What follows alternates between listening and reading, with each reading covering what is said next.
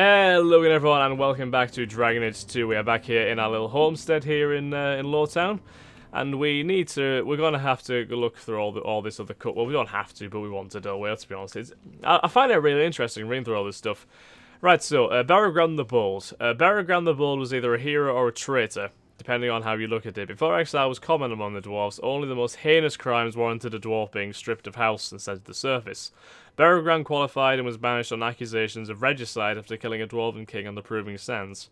Baragran spat on the assembly that pronounced his sentence before strapping on his armour and leaving Gundar. Living on the surface, Baragran's incredible fighting skills, tactical knowledge, and intellect built a naval empire centered in what would one day be Antiva. His more enduring legacy was teaching human smiths, engineers, and other crafters jealously guarded dwarven secrets. Cursed by dwarves and hailed by humans, Baragran became a figure of much controversy. As complicated as life was, the story of Baragran's armour is even more checkered. His armour has passed through many heroes' hands over the centuries. Despite the advantages it gave them, no hero using it ever survived to old age. What's worrying? The Edge of Nights. You've never seen a lad so taken with an axe. He carried one of the old sodding things with him wherever he went. Practicing day and night, he drove his mother to distraction, he did. Even when he was fully raised into the warrior caste, he refused proper weapons. Said he had the feel of an axe and that's all he needed. Over the years, he spent a small fortune having smiths layer enchantments on him. Oh, how others would sneer at those ancient things. Well, they did until Baragran lopped off King Jegrek's head on the sands. Sad business that, and Gundar was the poorer for it. And I'm not just talking about the king. From the memories of Gundar, collection of stories preserved by the Sherpits of the Lost Dwarven Kingdom. The Empress's Point. As one of the early rulers of contemporary Orlais, Empress Genevieve I created many of the traditions and practices of the imperial court. She employed the bravest and most skilled swordsmen to guard the Empress's arm, one of the main predecessors of the Chevaliers. Her guards were given a princely gift and enchanted to mint a blade. These blades were named for the Empress's darker side. When rivals overstepped their bounds, Genevieve was always quick to make them see her point. The Golden Prince's raiment. Tales of Emile Devereaux flourish among the Orleasian peasants. The dashing Golden Prince was a populist who raised a huge army from his common subjects by promising reform for the aging empire. Although he never won his imperial coronet, Lord Emile captured the hearts and minds of generations of Orleasian dreamers while wearing the golden armor. It is said that, as a young girl, even Empress Celeste was captivated by his stories. The Ashen Cuirass. The charge of the Ash Warriors is a sight to behold. With hounds at their side and their fierce battle cries, the Ash Warriors have buckled the ranks of even stalwart veterans. And if the enemy line does hold, then the true test begins. Quill and ink is a poor medium to convey the sheer power of their rages.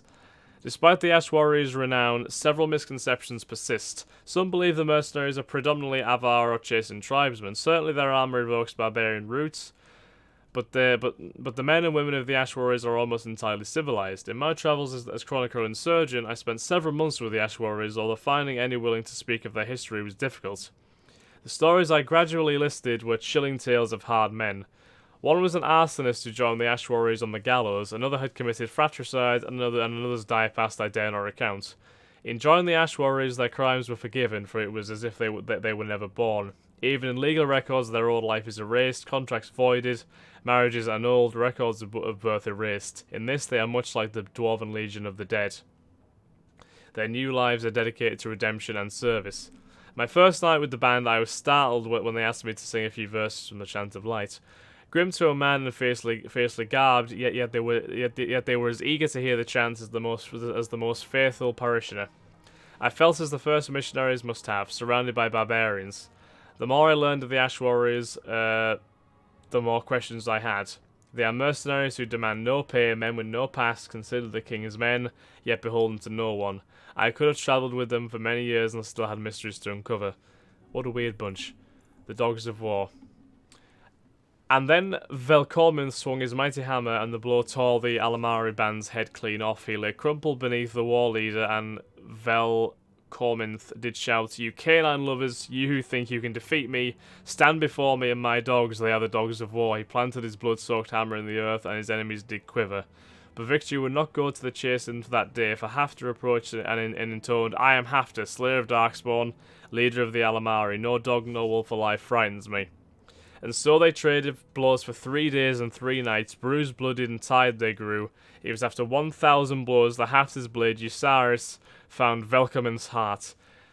Then Hafter spake, I banished the Chasten from these plains, I have taken the greatest of your men from you and claimed his weapons as my own. If ever you rise again against me or my sons, we will take far more than that. And so to this very day the Chasten never venture far from their wilds, and the children of Hafter still hold our lands free. Fucking hell. 3 days fighting each other. Wow. Not all of the Alamari tribes flocked to Andraste, especially on the borders of the Kokari Wilds. Her words found scant purchase. Decades after her death, many Alamari held true to the gods of their ancestors. Missionaries braved these hard lands, only to become martyrs of the faith. And so it was until the Alamari were embroiled in a bitter war for survival against the Chastens and Avars, when the leader of the Ash Warriors, Gelganig, received a vision of Andraste. The charismatic barbarian travelled throughout Ferelden, telling his tale and unifying the fractious bands around the word of the Maker. The Ash Warriors ever since have been fervent in their faith to the Maker. To the Ash Warriors, Gelganig's armour is a religious relic, but it was lost in the Navaran campaign of 869 Blessed. The Mountain Father's Haft. The Frostbacks run red with barbarian blood. We found their sacred caves and claimed their most holy relics. When the soldiers came out of the mountain cave and brandished its weapon, the Avars rose up in a mighty furor. We had to put down every man, woman, and child. It was as if they'd gone rabid. Before they perished, their witch woman pronounced a curse so vile and treasonous 3 soldiers had to be whipped to re-establish discipline. Our guide says this axe is a sacred weapon, a weapon of the gods.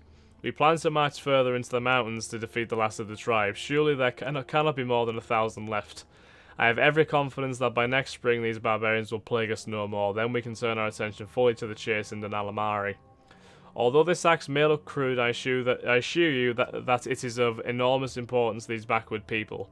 Consider it the first spoils of many. And Willem's Bulwark. From the fair and deadly Lady Shaena to his faithful squire Sir Tillers, much is known of the companions of Calanhad, the first king of United Ferelden. But seldom do bards recount tales of Willem, Halfir, and the Ash Warriors. While Noban Calanhad was just trying to assemble a nation, he found himself greatly outnumbered by Tain Simeon's forces. It seemed a foregone conclusion that Calanhad would fall, but on the advice of Aldenon the Wise, Calanhad ventured deep into the Brazilian forest in search of allies. Those woods have a fearsome reputation. After a fortnight of waiting for their leads to re-emerge, his men lost hope. And then Calanhad returned with Willem Halfir by his side and the Ash Warriors behind him. Although the Ash Warriors' numbers were relatively few, they turned the tide in the Battle of the White Valley. Halfir and his men breached the enemy's van, allowing Calanhad and Lady Shaena to kill Tain Simeon and unite the land. Sitting at the Ash Warriors' campfire, listening to them tell of the prowess of William Halfir, it has become clear to me that his role in the formation of our kingdom is greatly underestimated. By the sounds of it, yeah, if it wasn't for him, who knows where Ferelden would be. It's true. Yeah, we've gone through all these as well, haven't we? We went through all these. Yes, we did. Yes, we certainly did. We went through all these. Good stuff. Okay. Well, some of these we didn't, but yeah. We'll leave that. So, we picked up some things, but I don't think we'll actually use that. We can use this. The Ashen Cuirass. Plus strength, 59 attack. Ooh, no, we'll stick with the Blood Dragon armor, I think. Right, what else do we have to pick up? The Apostate's Legacy. Malcolm's Honour, the Future's Mantle, Malcolm's Bequest. Let's have a look at this. Malcolm's Honour. Malcolm and Leandra fled across the Waking Sea to a new life away from the cold shadow of the gallows. It took some doing, but the vastness of Ferelden allowed them to fall beneath the notice of their Templar pursuers. They settled in the small village of Lothering, where Malcolm made every effort to ensure that his children didn't fear magic and were well insulated against those who did. Malcolm had picked up a trick or two here and there, and this deceptively simple staff shows the breadth of his knowledge. More an ongoing project than a specialist tool, it is the handiwork of someone comfortable with the life he must live, for as long as he was granted the opportunity to live it.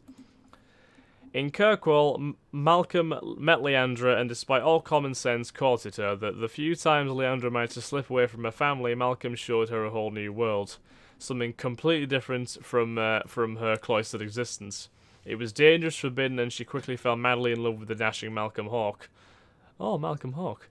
These stolen moments would end all too soon. One day, while fighting the carter on the docks, Malcolm used the magic to save the life of the Crimson Oar's leader. The Kirkwall Templars were alerted, but Malcolm wouldn't flee the city without seeing his love one last time. He devised to meet her as a masked ball for the visiting Orlesian Empress. Disguised in Orlesian robes, Malcolm slipped past the Templars to dance with his love. At the end of the night, Leandra would not hear his goodbyes and chance to happiness rather than face her grey, prearranged future. Malcolm and Leandra ran into the night and never looked back. Ah. Malcolm Hawke ranged the breadth of the three marches as he ran from Templars who pursued him. He often posed as a mercenary, and his substantial martial skills easily secured him positions in different bands. On one assignment for the Crimson Oars, he was sent to Kirkwall, the seat of the Templar power in the region. He had every intention of staying there briefly, but Faye had other plans. We're probably meant to look at this order, didn't we? Yeah. Okay.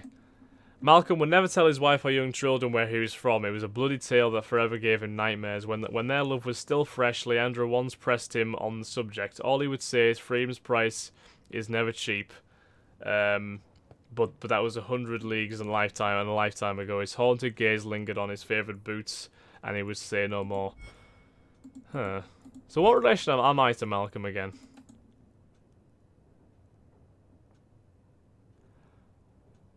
Right. Okay. That makes sense. So I'm his son. That's right, isn't it? Yes. I'm that Malcolm's son. And Leandra is my mother, which is why she fled. Okay. That makes sense. Yeah, that does make sense. Okay, so what do we pick up there? Dogs of War. We don't want to use these. They're two-handed stuff, isn't it? Oh, actually, hold on. We will keep Fate Shear. Yeah, we'll keep the Silica's Bulwark as well, thank you. All of this. Right, Aldenon's Heirlooms. That was the Mage item pack, I think, was it? I think. That was the Mage pack 2. Assume unlock Knowledgeable. Okay. Alright, Freedom's Promise. Oh no, yeah. As Calenhad grew into a man, one great contentious issue separated him from Aldenon, Calenhad's faith. As biddable as Calenhad was on some topics, never would he back down from matters of honour or Andraste. What Aldenon believed, only Aldenon knew, but he most certainly did not believe in the Maker. The friends' arguments grew only hotter as the years passed. But that aside, the union of Calenhad's peerless honour and Aldenon's ingenuity overcame every obstacle set before them. Rivals turned to friends, treacheries were uncovered, and impossible battles won. But as we turned to Taine Simeon, no one rested easy. Taine Simeon's host outnumbered us many times over. He controlled the holy city of Denerim. Many great and terrible warriors had sworn in fealty. Aldenon conceived a plan to win strong allies, and Calenhad went into the Brazilian forest to make it so. But unbeknownst to the Mage, Calenhad had made contact with the Chantry. When Calenhad returned at the head of the Ash Warriors as Aldenon expected, so as well did Templars and Circle Mages join our host. Aldenon was in a fury such as I've never seen. He wanted a kingdom of free men and moral people beholden to law, where a common man could tend his land safely and in peace. He lifted his staff, and in his voice echoed through the hills, a civilization cannot be civil if it condones the slavery of another. And that is what this circle is, but by accident of birth, those mages would be free to live, love and die as they choose. The circles will break if it be 1 year, a decade, or a century or beyond. Tyrants always fall, and the downtrodden always strive for freedom. Then Aldenon left, and although Lady Shaena slew Simeon that day and Calenhad ruled the United Kingdom, my liege was not the same without his mentor and friend. We live in the kingdom built on the dreams of two great friends, and we are all lessened by Aldenon's departure. To all appearances, he was a hedge wizard hailing from the Frostbacks, perhaps Alamari, but from the Wildlands if so. Venerable, certainly worthy of respect, but not commanding it. When he stormed into my master's feast hall and offered his service in a resounding voice, there was laughter at his audacity. Several bondsmen offered to remove the miscreant, but before they could grab him, the mage lifted his staff and the bondsmen fell to the ground. Each time they stood, they slipped again, and their antics were met with laughter. Tenedor the Elder, who was not long for this world, demanded to know who this arrogant invader was. I am the beginning of the end. I am Lookbind, the Spellweaver, and the Keeper of Secrets, and I am here to build a kingdom. I am Aldenon the Wise, and if you haven't heard of me, never can you say the same again. His voice boomed, silencing all. His magic was potent, and the hall gave him a wary look. Tenedor accepted him as his advisor that day. Then when Tenedor the Younger rose to his father's seat, he took Algernon into his service as well. I sat with the mage in many councils, and although his magecraft was greater than even the Servinter Magisters, many believed his advice to be folly. He had little appreciation for the hard truths of our land, they said, compassion, mercy, justice. They matter not when Tain Samin invades your land, subverts your nobles, and takes what's yours. He grew bitter and impatient with us and ours, and these sentiments were often returned, but others could see he had a vision of something better than the endless petty wars of Tains and Als. When Al Murden besieged us, a youth named Calanhad was sent to meet the ass, but all expected a treacherous end. Yet the boy returned to great acclaim and announced that there would be no terms. Algernon was taken with the fool Adiona, the boy displayed, and seemed to awaken as from a dark dream. The mage told Tenedor the Younger he would lend his aid for this battle, but after that he would serve another. Tenedor accepted his resignation with relief more than anything. By the end of the siege of the Western Hill, Al Tenedor was no more. It was Calanhad who had defeated Myrddin in a single combat, and he became Tain Calanhad. Algernon was named his chief advisor. And the rest is history. Robes of the Pretender. As the Chantry's hold on the kingdom grew, and Aldernon's rebel mages were claimed one by one, the great Calanhad came to regret letting the Circle form in his kingdom. Certainly he missed his old friend's counsel. And then Calanhad disappeared, leaving crown and kingdom to his unborn son. One story says he tracked down Martirel the Elusive, the only one of Aldernon's apprentices who was never captured. Calanhad managed what the Templars could not, and found the mage. He asked Martirel where Algernon had fled to, but Martirel refused him. The next night the king asked again and was again refused, so he began to tell Martirel his whole life story. After a full week, the king reached the end of his tale, and Martirel heard the regret in the king's words. So the mage broke his solemn vow and told Calanhad where his old master had gone. Calanhad thanked him and left to find his truest friend. Whether Calanhad ever found Algernon, what they said, and whether they made amends, only the Maker knows. But that's the last anyone ever saw of our king. Christ. Wisdom's Eye. Although his vestments are legendary, Algernon also weaved many subtle and potent enchantments into his capture in the years he fought against the Circle Tower of Ferelden. He claimed he could use Wisdom's Eye to even see the future. Certainly the innumerable times he and the other rebel mages escaped Templars lent some credence to the claim. When Aldernon's band numbered fewer than the fingers of one hand, he donned his hat and meditated a full day. When he awoke, he said the Maker and the Circle had won, and he bade his apprentices run. He was never heard from again. Whew. Blimey, Aldernon's a hell of a character. His history with Calanhad is certainly an interesting one.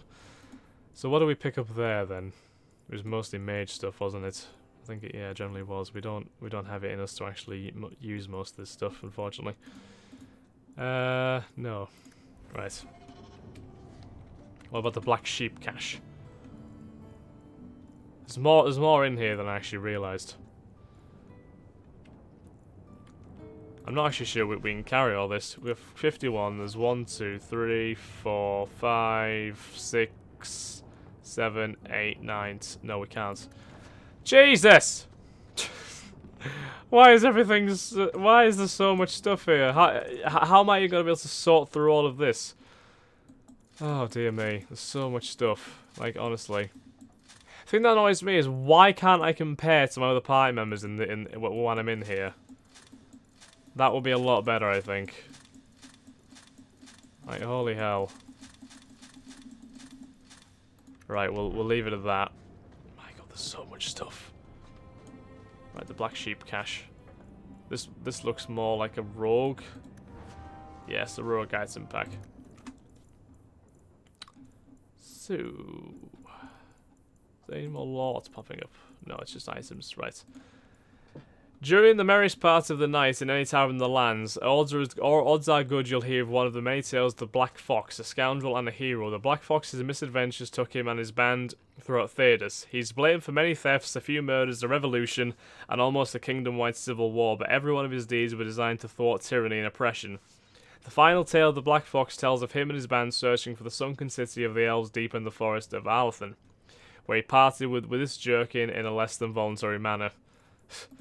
Hood's message to the king. He wields the rebel's bow, strung tight against Heartwood, strained too far. It's a tension that can't last, but it doesn't have to, for the cause must be won or lost while passions still burn.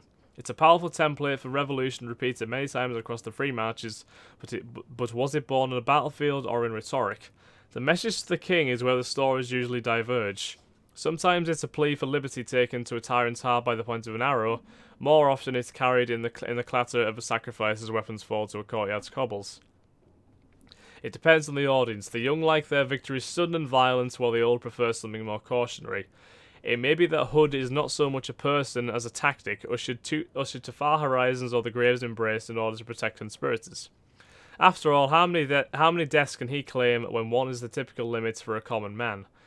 But the tales return time and again across leagues and centuries. At a certain point, one hopes the name is symbolic, because allying with such a power would bring its own problems and debts. Javia's Shank. When the Carter crime boss Berhat fell, his lover Javia fought off rivals. I remember Javia from Origins in Ozma, yes. Javia fought off rivals, planting the shank in each of their hearts before she emerged as the group's undisputed leader. For years, Javia used a mixture of brutality, cunning, and blackmail to grow the Carter's power until it threatened the Diamond Quarter itself. When King Endrin Idakan died, some whispered that Javia planned to force the Assembly to recognize the rights of justice in Ozma. Others said she planned to overthrow the nobles entirely. The truth will never be known, though. She was killed in cold blood by the hero Ferelden. There was a reason for it. The Lion's Claws. Foiled at every turn by the infamous outlaw Lady Rosamund, the ever-persistent Tane Logain fielded an army to chase the bandit through the Kakari wilds. Eventually, she was captured near Barshamp. Bound, gagged, and in chains, she still managed to escape on the first night using thieves' tools concealed in these gloves. To this day, there is an unclaimed bounty on her head of 1,000 sovereigns. Holy shit. The rascal scale by Coinheart. Strangest suits I ever made. The scale for that fool rascal. No second thought needed. A project I wanted to try for years. Obvious given my name, right? But I can never find a fool to wear his wealth as protection. This one, though, was daft as any surfacer and was paying 2 coins for each that I hammered. And that buys a smile and a nod for any idiot. I apologise. I guess he's something of a name in his own lands, this rascal, so I can't really question, and I did him my best, like always. Damn lyrium weave left my fingers numb, though. No sword will get through that, I guarantee, but I'll bet his children are born pale. Fair enough. Okay, so on that note, we shall end this episode here, guys, and we'll check out the Royal Collection in the next episode. Thank you very much for watching. I hope you've enjoyed. If you have, then please like, comment, subscribe, and share. And I'll catch you in the next episode of Dragon Age 2. Thanks again, guys. Have a nice day. Bye-bye.